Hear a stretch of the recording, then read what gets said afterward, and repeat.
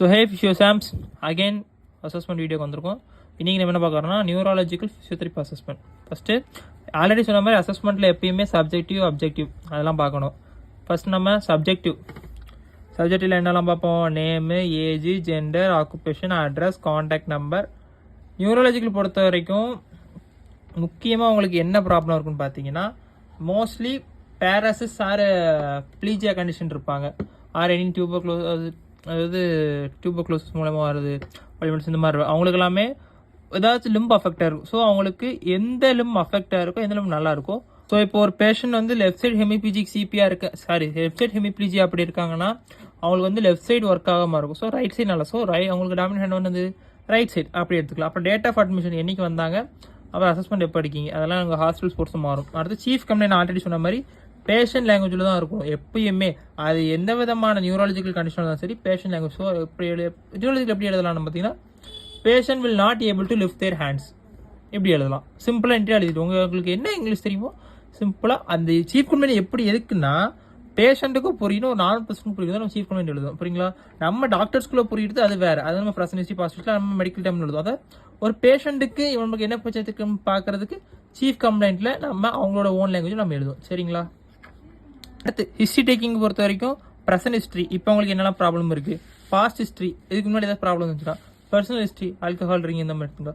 Perth history, ஏன்னா CP, muscular dystrophy, congenital neuropathy கேசஸ்க்குலாம் birth history முக்கியம். பெர்த் ஹிஸ்ட்ரி மீன்ஸ் அதை நீங்கள் பீடியாட்ரிக் அசஸ்மெண்ட்டில் தெளிவாக படிப்பீங்க.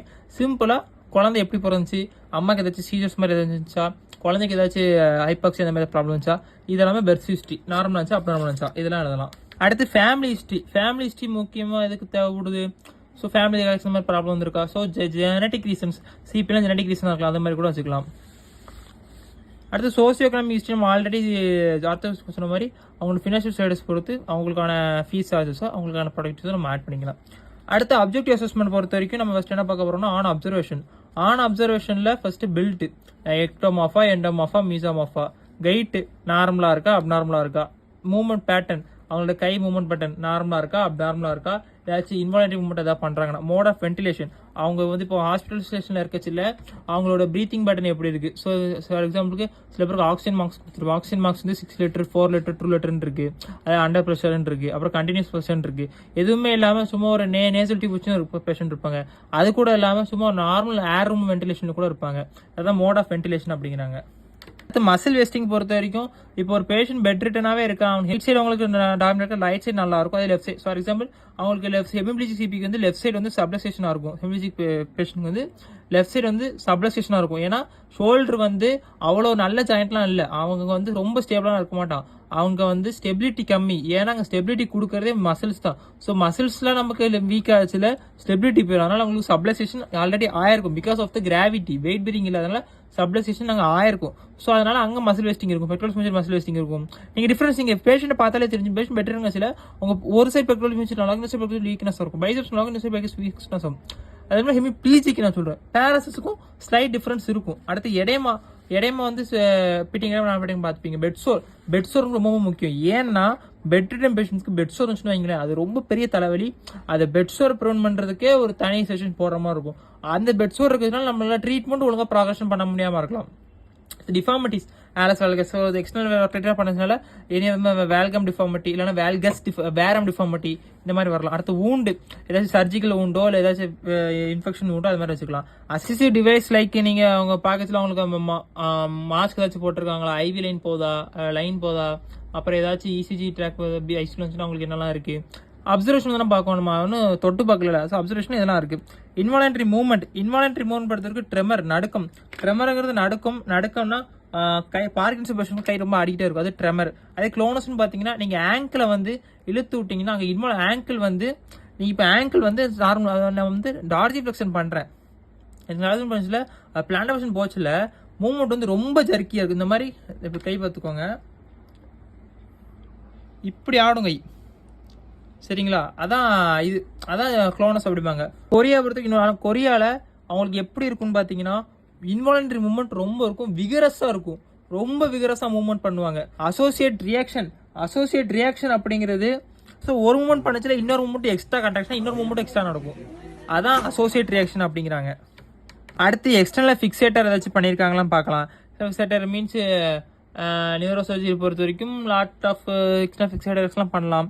அதை நீங்கள் ஃபீல்டு போடணும்னு தெரிஞ்சிடும். அடுத்து poster and balance. Poster and balance பொறுத்த வரைக்கும் போஸ்டர் அவங்க அலைன்மெண்ட் எப்படி இருக்குது, ஆட்டிடியூட் லிம் பொசிஷன் எப்படி இருக்குது.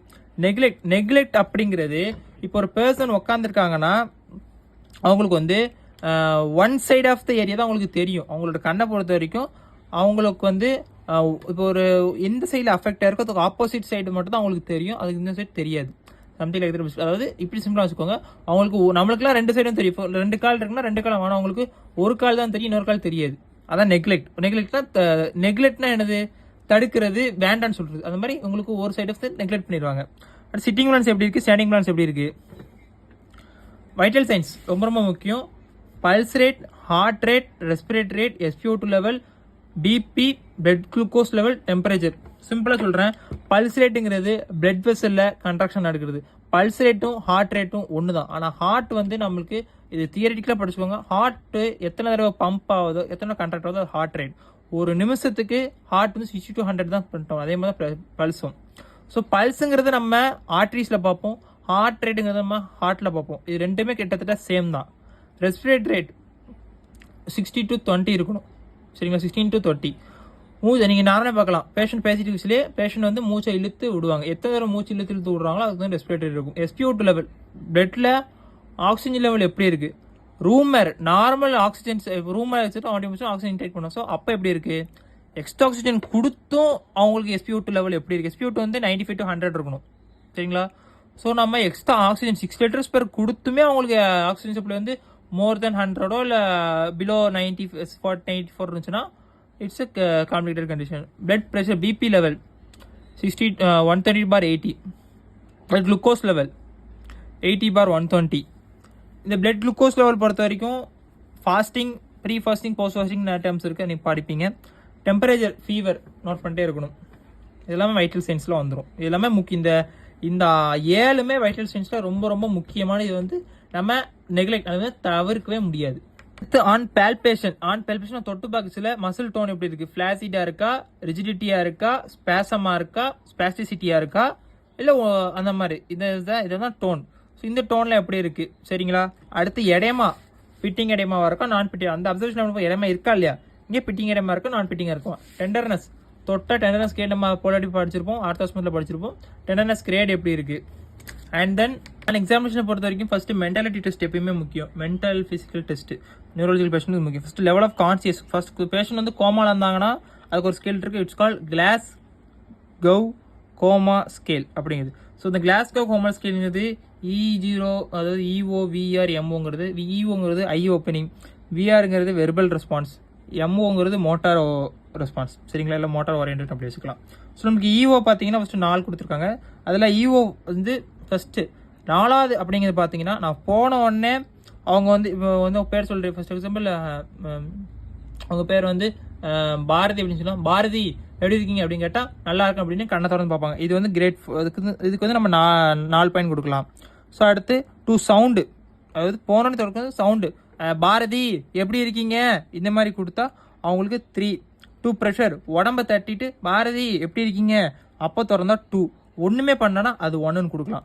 அடுத்து வெர்பல் ரெஸ்பான்ஸ் பொறுத்த வரைக்கும் அது ஃபஸ்ட் வந்து நம்ம கண்ணை வச்சு பார்த்தோம். இப்போ வந்து அவங்க வாய் ஓப்பன் பண்ணுறாங்களா, ஃபர்ஸ்ட் வந்து நல்லா ஓரியன்டாக நல்லா பேசுகிறாங்களா, அப்புறம் நான் பேசச்சிலேயே கன்ஃபியூஸ் ஆகுங்களா, நான் இப்போ எங்கே இருக்கேன் ஏது இருக்கேன் அந்த மாதிரி கேட்காங்களா, அதே வேர்ட்ஸ் நல்லா இருக்கேன் இப்படி அப்படி சொல்கிறாங்களா, ஆர் சவுண்ட்ஸ் இந்த மாதிரி சவுண்ட் ப்ரொடியூஸ் பண்ணுறாங்களா, ஒன்றுமே பண்ணலாம் நான். ஸோ நம்ம ஓரியன்டாக இருந்தாங்கன்னா 5 கொடுக்கலாம், கன்ஃபியூஸ்டாக இருந்தாங்கன்னா 4 கொடுக்கலாம், வேர்ட்ஸ் மட்டும் யூஸ் பண்ணாங்களா 3 கொடுக்கலாம், சவுண்ட் ப்ரொடியூஸ் பண்ணலாம் 2 கொடுக்கலாம், ஒன்றுமே கொடுக்கலாம் 1 கொடுக்கலாம்.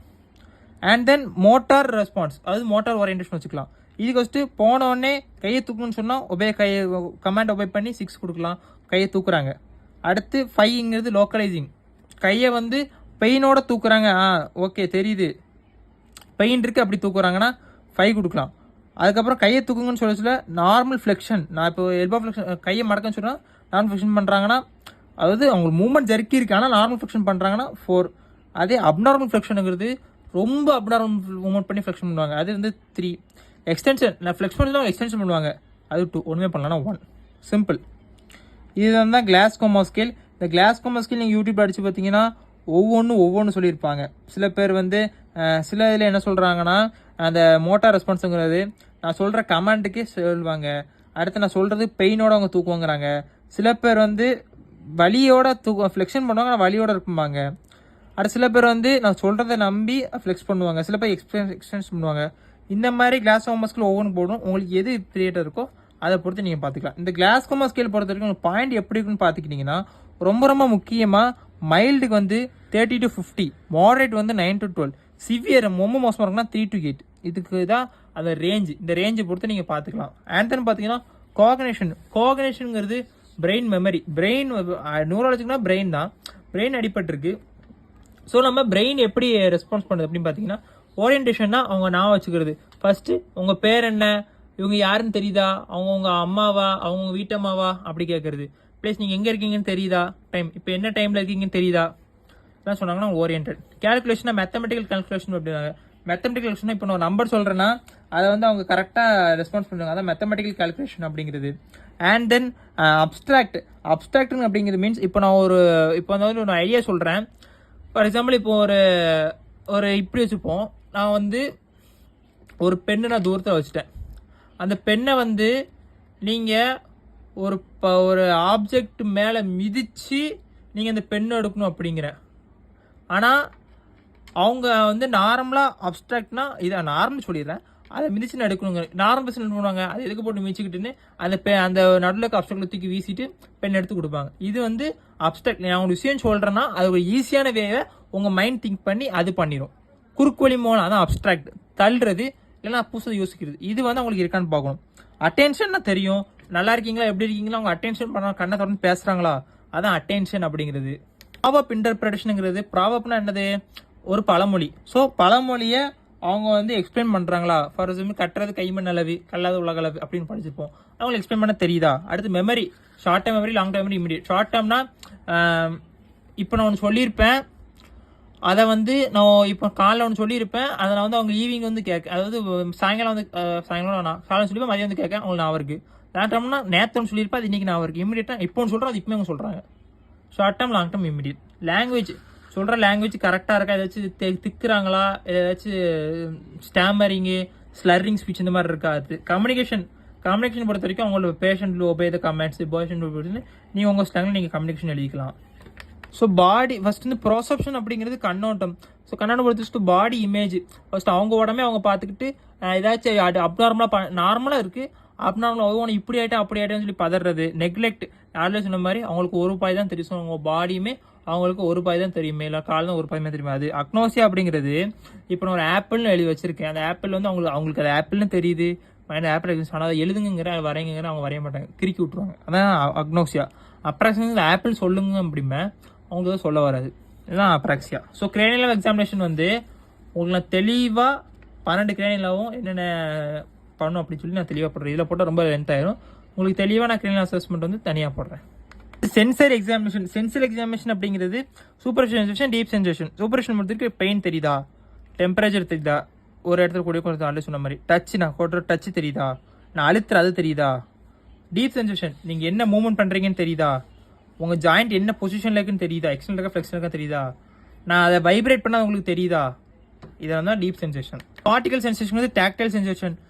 ஆல்ரெடி சொன்ன மாதிரி நான் ஒரு பெண்ணை எடுத்து கையில் இப்படி குத்துனா அவங்க அதை எடுத்து இந்த நேரத்தில் குத்திங்கன்னு சொல்கிறது. 2 பாயிண்ட் டிஸ்கிரிமினேஷன்னா ஒரு பெண்ணச்சு எடுத்து கொடுத்துனா அடுத்த 2 பெண்ணச்சு இப்படி கொடுத்துறேன், ஒன்று கொடுக்க அடுத்த 2 கொடுக்க, ஒன்று கொடுக்க அதை கொடுக்க. அது உங்களுக்கு கிளியராக தெரியுதா. ஸ்ட்ரெக்னோசிஸ்ங்கிறது ஒரு பொருள் கொடுக்க அந்த பொருள் என்னதுன்னு சொல்லி அவங்க ஐடென்டிஃபை பண்ணுறது. இப்போ ரெக்னோசிஸ் அந்த பொருளோட வெயிட்டை கண்டுபிடிக்கிறது.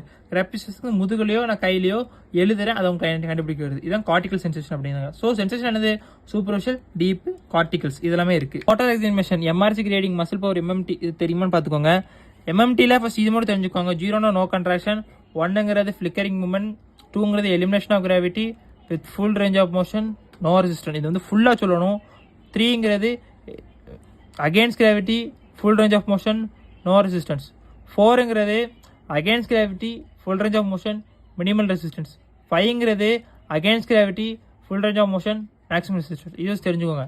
அதுக்கப்புறம் நீங்கள் ப்ளஸ் மைனஸ் வந்து நீங்கள் தெளிவாக படிச்சுக்கோங்க, சொல்கிறீங்களா. இப்போ இந்த மாதிரி நம்ம ஷோல்டருக்கு, எல்போக்கு, சூப்பர்நேஷன் ப்ரொனேஷனுக்கு, ரிஸ்ட்டுக்கு, ஹேண்ட் grip எப்படி இருக்குன்னு பார்த்துக்கிறது, ஹிப்புக்கு, நீக்கு, ஆங்கிளுக்குன்னு தனித்தனி இதுக்கு சார்ட் போட்டு கொடுத்துருக்கோம். மசில் டோன் எப்படி இருக்குன்னு பார்க்கறது, மசில் டோன் அடிச்சு ஃபிளாசிட்டி, ரிஜிடிட்டி, ஸ்பாஸ்டிசிட்டி இந்த மாதிரி படிச்சிருக்கோம். அது ஷோல்டர் மசில்ஸ்க்கு எப்படி இருக்குது, எல்போ மசில்ஸ்க்கு எப்படி இருக்குது, ஃபோரம் மசில்ஸ்க்கு எப்படி இருக்குது, ரிஸ்ட்டுக்கு எப்படி இருக்குது, ஹிப்புக்கு எப்படி இருக்குது, நீக்கு எப்படி இருக்குது, ஆங்கிளுக்கு எப்படி இருக்குது, இந்த மாதிரி தனித்தனியாக நீங்கள் போட்டுக்கலாம். ரிஃப்ளெக்ஸஸ், பைசெப்ஸ் ரிஃப்ளெக்ஸ் ஆல்ரெடி சொல்லியிருப்பேன். ட்ரைசெப்ஸ் ரிஃப்ளெக்ஸ் தனியாக போடுறேன். பைசெப்ஸ் ரிஃப்ளெக்ஸு, ட்ரைசெப்ஸ் ரிஃப்ளெக்ஸு, சூப்பினேட்டரு, நீ ஜெருக்கு, ஆங்கிள் ஜெருக்கு, பிளான்டார் ஜெருக்கு, ஜா ஜெருக்கு, அது போக தனித்தனி அதர்ஸ் பேபின்ஸ்கி ரிஃப்ளெக்ஸ், இந்த மாதிரி தனித்தனி ரிஃப்ளெக்ஸ் நிறைய போய்கிட்டே இருக்கும். இதுவும் இருக்குது. வீடியோ போடணும், கிரேனியல் அசஸ்மெண்ட் போடணும், அப்புறம் ரிஃப்ளெக்ஸஸ் ஜர்க்ஸ் அதெல்லாம் போடணும். அடுத்து இப்போ range of motion, active range of motion என்ன, பேசிவ் ரேஞ்ச் ஆஃப் மோஷன், லெஃப்ட்ல என்ன, ரைட்டில் என்ன, இதெல்லாம் நீங்கள் இவ்வளோது இருக்குது. ஆனால் நீங்கள் உங்களுக்கு தகுந்தாப்பில் நீங்கள் இதை எடுத்துக்கலாம். கிளியரா? And then balance examination Romberg test எடுத்து 2 காலையும் ஒட்டி வச்சு நின்றுட்டு அவங்களுக்கு கண்ண முடி சொல்லிட்டு அவங்களுக்கு எந்த மாதிரி பேலன்ஸ் இருக்குது, ரோம்பாக் டெஸ்ட் பார்க்கலாம், டேண்டம் அகையும் கொடுத்து நீங்கள் டெஸ்ட் பண்ணலாம். Coordination examination eye to eye, finger to nose, அது கொடுத்து பார்க்கலாம். அதுவும் இல்லைன்னா காலை வந்து சுப்பைனையில் படுக்க சொல்லிட்டு நீ லைட்டாக ஃப்ளெக்ஸ் பண்ண வச்சுட்டு நீ அப்படியே ரொட்டேட் பண்ண சொல்லணும். ரொட்டேட் பண்ண சொல்லி அவங்களுக்கு இன்வாலன்ட்ரி மூவ்மெண்ட் நடந்துச்சுன்னா கோஆர்டினேஷன் எக்ஸாமினேஷன் மிஸ்ஸிங்காக இருக்குன்னு அர்த்தம். எப்படி இருக்குது, கேட் வந்து ஷார்ட் ஸ்டெப்பேஜ் கேட் இருக்கா, இல்லை லாங் ஸ்டெப்பேஜ் கேட் இருக்கா, இல்லைனா ரொம்ப ஏதாவது ஜர்க்கிங் மூவ்மெண்ட்ஸ் அதிகமாக இருக்கா. அடுத்து போஸ்டர் அனாலிசிஸ், ஹைபோசிஸ், லாடோசிஸ், அப்புறம் ஸ்கோலியோசிஸ், அப்புறம் இந்த மாதிரி நிறைய தனித்தனியாக செரிகுலோசிஸ், லம்பர் லாடோசிஸ், இந்த மாதிரி தனித்தனியாக இருக்கும். அது நீங்கள் பார்த்துக்கலாம். பேஷண்ட்டோட டயக்னோசிஸ் என்ன, இன்வெஸ்டிகேஷன் இதில் எழுத இன்வெஸ்டிகேஷன் போட்டுக்கோங்க. இன்வெஸ்டிகேஷனில் பேஷண்ட்டுக்கு என்னெல்லாம் எடுத்துருக்காங்க, சிடி எடுத்துருக்காங்களா, நர்வ் கண்டிஷன் ஸ்டடி எடுத்துருக்காங்களா, அடுத்து இஜி எடுத்துருக்காங்களா, இந்த மாதிரிலாம் பார்த்துக்கோங்க. அடுத்து பேஷண்ட் டயக்னோசிஸ், பேஷண்ட்டுக்கு என்ன ப்ராப்ளம் இருக்குன்னு போட்டுட்டு treatment plan, aim of the treatment, அவங்களுக்கு என்ன வர வைக்கணும், ஷார்ட் டேர்ம் அவங்களுக்கு ஷார்ட் டேர்மில் என்ன கொண்டு வரலாம், லாங் டேர்ம் கோலில் என்ன கொண்டு வரலாம். அட் லாஸ்ட்டாக பார்த்தோம்னா என்ன மாதிரி ட்ரீட்மெண்ட், ஆக்டிவ் ரேஞ்ச் ஆஃப் மோஷனா, பேசிவ் ரேஞ்ச் ஆஃப் மோஷனா, அப்புறம் என்னென்ன எக்ஸசைஸ், என்னென்ன மாடலிட்டிஸ் யூஸ் பண்ணியிருக்கோம் அதெல்லாம் போட்டு முடிச்சுக்கலாம். இவ்வளோ தான் நியூரோ அசஸ்மெண்ட்டு. நியூரோ அசஸ்மெண்ட்டுக்கு இந்த ஷீட்டு வேணும்னா கமெண்ட் பண்ணுங்கள். இன்ஸ்டாகிராமில் நம்மளை ஃபாலோ பண்ணிக்கோங்க. இன்ஸ்டாகிராமில் டிஎம் பண்ணுங்கள், இல்லை இங்கே கமெண்ட் பண்ணுங்கள். நான் உங்களுக்கு அனுப்பி வைக்கேன். கமெண்ட் பண்ணால் மட்டும் தான் நான் அனுப்பி விடுவேன். சரிங்களா? இன்ஸ்டாகிராம்லேயும் டிஎம் பண்ணுங்கள். நம்ம ஃபிசியோஷாம்ஸ் எல்லாருமே ஃபுல்லாக தயவு செஞ்சு ஃபுல் வீடியோ பார்த்ததுக்கு ரொம்ப நன்றி. எல்லாமே ஃபுல் வீடியோ பாருங்கள். ஃபுல் வீடியோ பார்த்து தான் புரியும். ஒரு 1000 மணி நேரம் டைம் ஸ்பெண்ட் பண்ணுறதுனால ஒன்று கடைசியாக எக்ஸாம் டைம் ஸ்பெண்ட் பண்ணுறதோட இப்போ நீங்கள் டைம் ஸ்பெண்ட் பண்ணிங்கன்னா உங்களுக்கு யூஸ்ஃபுல்லாக இருக்கும். அது கண்டிப்பாக. ஸோ பாய் ஃபிசியோஷாம்ஸ், நல்லபடியாக எக்ஸாம் எழுதுங்க. எதனாலும் டவுட்ஸ் கேளுங்க, நான் வந்து சொல்கிறேன். சரிங்களா? பாய்.